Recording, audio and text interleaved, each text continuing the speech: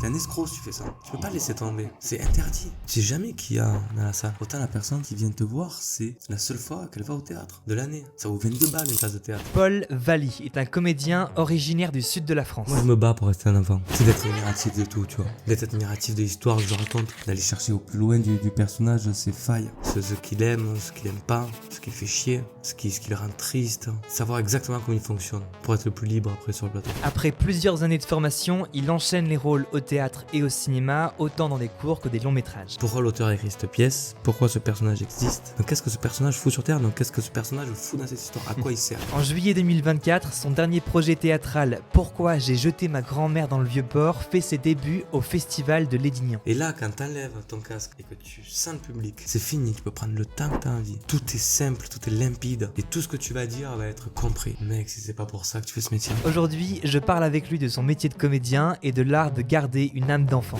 Le but c'est de niquer le public en vrai. Là, on t'amène de l'empathie, là tu vas aimer ce personnage, tu vas voir jusqu'où il va aller, paf, paf, là il y a l'histoire, tac. Bienvenue sur The Actors Arc Podcast dédié à la créativité. On est de retour pour l'été 2024 avec quelques épisodes. Abonnez-vous pour ne rien manquer. Bonne écoute. Respire avec lui maintenant. Voilà. Et là on va où on veut tous les deux. Et là on promène. Unleash your creativity with the Actors Arc Podcast. Mon métier il est pour que je fasse transmettre des histoires. Ouais. Il est pas pour raconter ma vie. Tu sais, Devers disait quelque chose de magnifique et qui me parle beaucoup. À un moment, il y avait un journaliste qui lui disait on vous voit jamais parler politique, vous êtes jamais sur les plateaux télé, en interview et tout. Il dit mais je veux pas. Je veux pas parce qu'en fait, le problème, c'est que quand je vais jouer un film, ou quand je monte sur scène, si j'ai parlé politique, ou si on m'a vu à la pub de machin, pendant les temps de 5 secondes, 10 secondes, on va se dire ah, je l'ai vu. Je l'ai vu là, c'est vrai qu'il a parlé de la droite, de la gauche, et on perd l'espace de quelques secondes. Mais déjà ça, tu vois, on a perdu. Moi j'aime le fait qu'un comédien soit comédien, ou un musicien, ou ce que tu veux, un truc artistique. Alors bien sûr, j'adore les mecs qui ont un peu de pouvoir et qui disent des belles choses. Par rapport à la société, on en a besoin. Tu vois, Brassens le faisait beaucoup, et heureusement. Mais c'est vrai que ce métier, je l'ai commencé sans toucher l'art avant. Donc moi je connaissais pas les noms des comédiens, les noms des réalisateurs, même aujourd'hui, tu vois, je les connais un peu parce qu'à force de regarder, mais c'est pas quelque chose à laquelle je m'accroche. Tu sais, j'ai pas regardé un film par rapport à ce comédien ou quoi que ce soit. C'est très spécial pour moi. C'est très neuf en fait tout ça, regarder le réalisateur qui a réalisé et tout. Je suis pas dans ce truc-là. Je veux juste qu'on me raconte une histoire. Et souvent, moins je connais les comédiens, plus je rentre dans l'histoire. Je sais pas si pour d'autres personnes c'est comme ça, mais pour moi, c'est important qu'on me raconte une histoire. C'est très important. Ouais. Tu vois, là, quand je joue au théâtre à Avignon et tout, je veux qu'on me raconte une histoire. Même si elle est nulle, en fait, je veux qu'on me raconte. Je veux rentrer dans une histoire et suivre un personnage ou plusieurs. N'importe quoi, un objet, n'importe quoi, mais qu'on me raconte, en fait. Ouais. Comme un enfant, tu vois, qui a lié une histoire petit. Comment tu fonctionnes, toi, au niveau de ton jeu d'acteur, je pense. Moi, ce que j'ai observé en bossant un peu avec toi, et tu vois, c'est qu'il y a rien de réfléchi. Il y a un côté où ça se passe, il y a un côté très,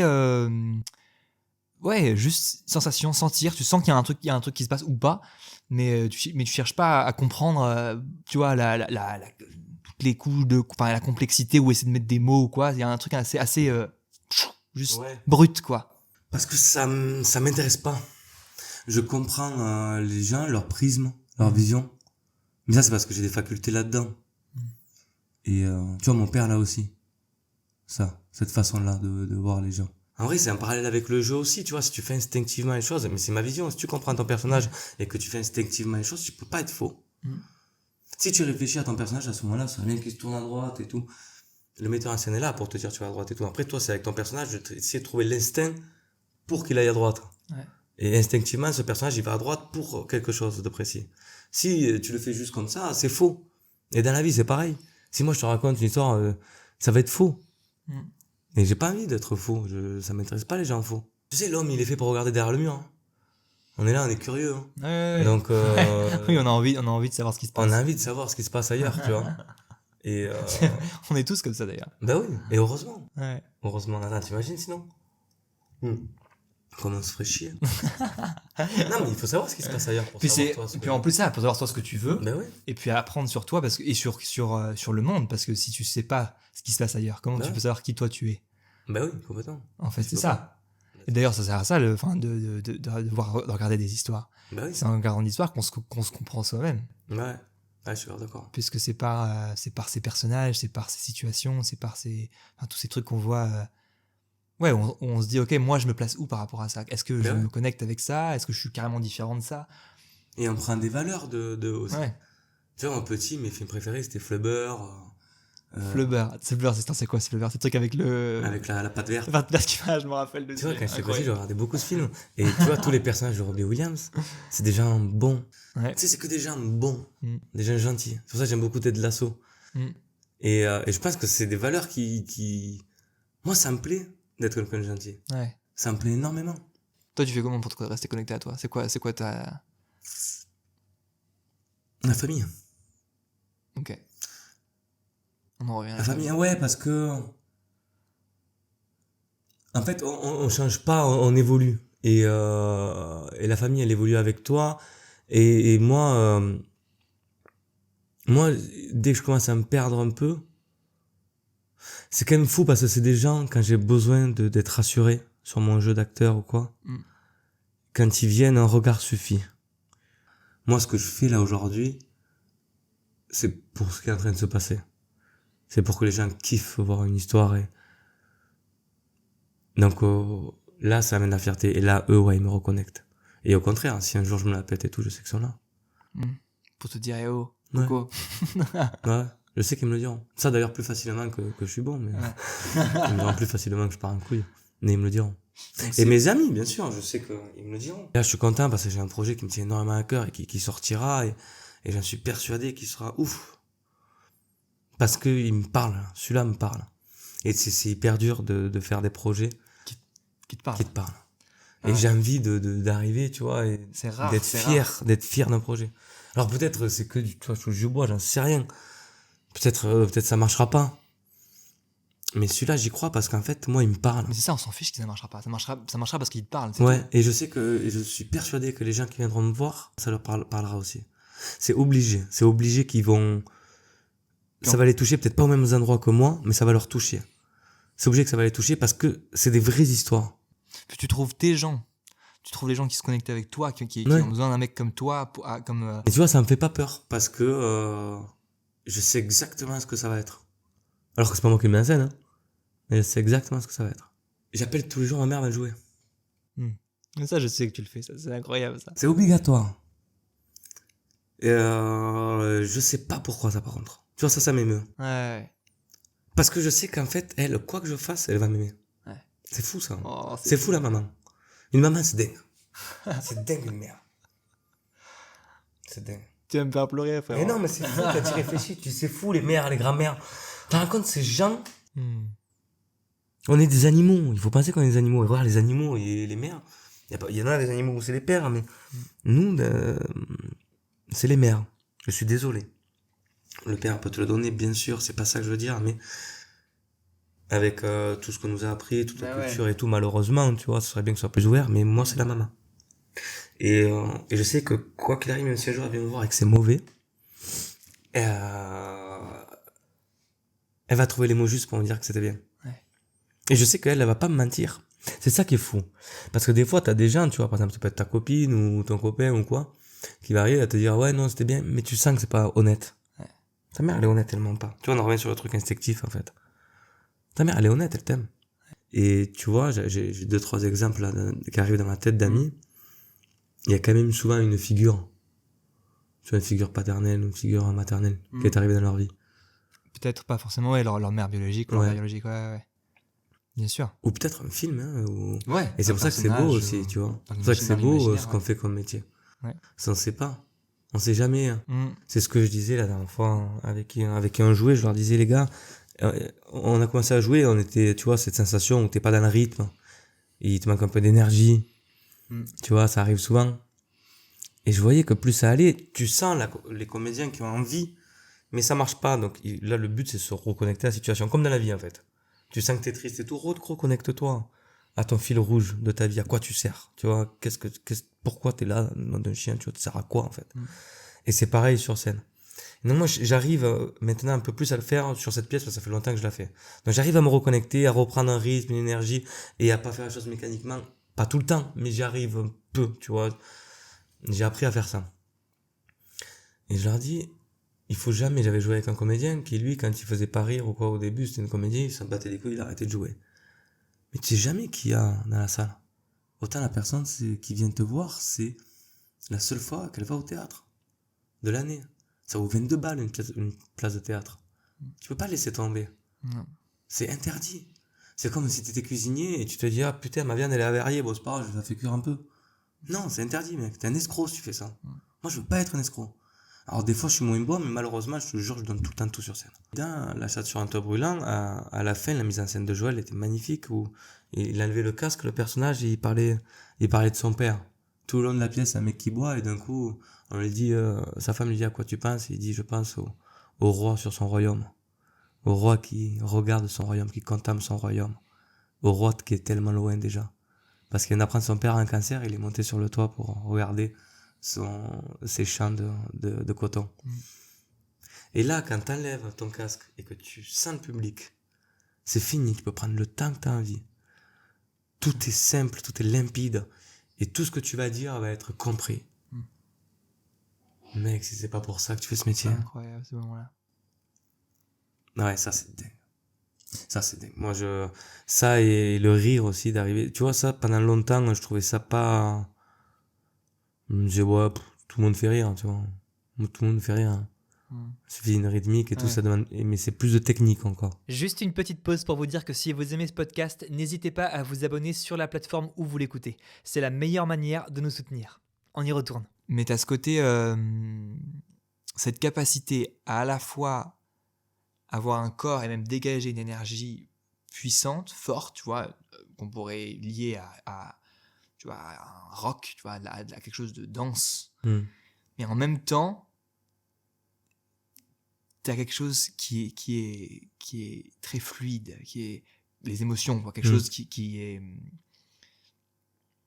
T'as une douceur qui existe aussi. C'est ça qui est ouf, c'est que tu arrives à avoir les deux. Tu sais, souvent t'es l'un ou l'autre. Souvent t'es quelqu'un, c'est rare de trouver quelqu'un ou de rencontrer quelqu'un qui a développé un corps où ces deux choses-là existent, et en fonction de la situation, en fonction de ce qui se passe, ça va se révéler, ou tu vois. Ouais.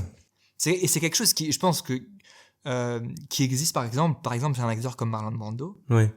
par exemple. C'est pour ça que je pense qu'il était aussi hypnotisant, et d'autres, hein, mais je prends lui comme exemple parce que tout le monde l'a en tête. Alors après, au-delà de sa vie ou ce qu'il a fait ou quoi, mais en tout cas il avait cette chose-là qui existait en lui aussi, tu vois. Ouais. Et on le retrouve, et ce qu'on pouvait retrouver dans ce qu'il jouait, quoi. Devers à laver cette fêlure aussi. Ouais, Devers aussi, c'est vrai. Mais tu vois, ça je pense que c'est parce que c'est rester des enfants. Moi je me bats pour rester un enfant. C'est d'être admiratif de tout, tu vois. Quand j'arrive sur un plateau de tournage ou au théâtre, d'être admiratif de voir ça, d'être admiratif de l'histoire que je raconte, d'aller chercher au plus loin du personnage ses failles, ce qu'il aime, ce qu'il aime pas, ce qui le fait chier, ce qui le rend triste. Tu vois, savoir exactement comment il fonctionne pour être le plus libre après sur le plateau. Pour moi, le vrai, tiens, t'as 500 façons, tu le sais mieux que moi, de travailler un rôle, mais moi, c'est celle qui me touche le plus, c'est la curiosité du personnage et de la compréhension de l'histoire. Pourquoi l'auteur a écrit cette pièce? Pourquoi ce personnage existe? Et qu'est-ce que ce personnage fout? On en revient à ce que je disais tout à l'heure, qu'est-ce qu'on fout sur Terre? Donc qu'est-ce que ce personnage fout sur Terre? Donc qu'est-ce que ce personnage fout dans cette histoire? À quoi il sert? Pourquoi il est là, celui-là? Et du moment où tu sais à quoi il sert, derrière, tu peux t'inventer ce que tu veux de ton personnage. Il élève des chèvres, il fait du miel. Tu t'en fous, ça sera jamais dit. Mais plus tu nourris ce personnage... Tu vois, regarde, j'ai une chemise. Et tu vas comprendre pourquoi j'ai ça. J'ai une chemise. Cette chemise, moi, je sais où je l'ai achetée. Si je m'en sers pour un rôle, malheureusement, quand je vais la mettre, tu vois, si je suis torse nu sur le plateau que je la mets, inconsciemment, je sais où c'est que je l'ai achetée. Quand je vais la toucher, ça va me faire passer une émotion. L'odeur qu'elle dégage, ça m'amène directement à quelque chose. Donc, c'est Paul. Ouais. Imagine, cette chemise, en fait, quand je l'achète, je me dis que c'est pour mon personnage. Imagine, je joue Roméo. Il achète cette chemise pour faire plaisir à Juliette. Il met ce parfum, parce que comme ça, Juliette, peut-être, aujourd'hui, ils vont faire l'amour ensemble. Et ça, tu te dis juste ça avant. Et quand tu es sur le plateau et que tu mets ta chemise, Tout de suite. c'est déjà dedans, t'as pas besoin d'y réfléchir. En fait, le but, moi, du comédien, est de réfléchir avant pour que sur le plateau, il ait plus à réfléchir et qu'il fasse ce qu'il veut. S'il a envie de prendre la bouteille d'eau, se servir un verre, il le fait et c'est le personnage, c'est terminé. C'est plus ou moins intense. Toi, c'est comme si t'avais ces deux choses-là en toi Mm. qui étaient intenses dans les deux côtés. À la fois, t'as une armure qui est puissante, qui est forte, et c'est aussi ce truc-là où on se sent en sécurité en ta présence. Parce que là, il y a un côté un peu, Ouais. tu Ouais, vois, ouais. solide, comme le sol. C'est pas, tu bouges pas, t'es là. Tu Ouais. vois ce que je veux dire? Mais à la fois, t'as cet intérieur qui bouge, tu vois, qui est constamment, qui vibre. Mm. T'as ces deux choses-là qui existent en toi. Et naturellement. Ouais. Et je pense que ça vient aussi de ton rapport à ta famille, Et- à tout il y a un truc puissant, tu vois. Et aussi de vivre les choses à 100%. Et ouais. Tu vis les Bien choses à sûr. 100%, donc quand t'es énervé à 100%, et quand t'es content à 100%. C'est un peu être taré. Tu peux pas vivre comme ça. Mais moi, j'ai pas honte de ça aujourd'hui. Tu vois, si je suis triste et que je pleure, eh ben, tant pis, qu'est-ce que je te dis. Et si au contraire, je suis content, et si quand je suis énervé, pareil, et plus je suis fatigué, plus ça arrive. C'est juste qu'en fait, j'ai envie de vivre. J'ai envie d'aller au restaurant, j'ai envie de boire des coups avec des potes, j'ai Ouais. envie de fumer une cigarette, j'ai envie de... Je vis. Mais Je veux ouais. vivre. Pour moi, la technique, elle sert dans le métier de comédien quand tu galères. Quand ça marche pas. Ouais. Ok. Si c'est instinctif, je suis désolé, on fait de l'impro et tout. Mais c'est instinctif, on parle pas droit, comme si on lisait quelque chose. Parce qu'on vit la chose. Le plus dur au théâtre, c'est de vivre tous les jours quelque chose. Et tu vois, par contre, c'est très bien pour nous comédiens, les réseaux sociaux, les TikTok, machin et tout, parce que maintenant, tu fais ça, et tu passes d'un truc à l'autre et ça te plaît pas. Ça veut dire qu'aujourd'hui, les gens se font chier 2 fois plus vite qu'avant. Et ça veut dire que toi, dans tes intonations, dans tes ruptures, il faut que ça soit de plus en plus rapide. Donc en fait, Ah oui. c'est obligatoire. Ça, c'est un truc qui existe maintenant au théâtre, qui existe partout. C'est il faut qu'on ait des ruptures toutes les 2 secondes. Mais oui. Parce qu'on est habitué, parce que notre cerveau est habitué à Bien ce sûr. genre de choses. Mais bien sûr, on est obligé. Sinon, on se fait chier. On est obligé. Et quand t'es passionné, Ça, quand c'est- tu parles ça, de c'est quelque dommage, chose. c'est dommage. Parce que du coup, on perd toutes les choses qu'on pourrait ressentir. Ouais, mais alors, explique ton personnage. Non, non, mec, tu peux mettre des ruptures en ressentant les choses.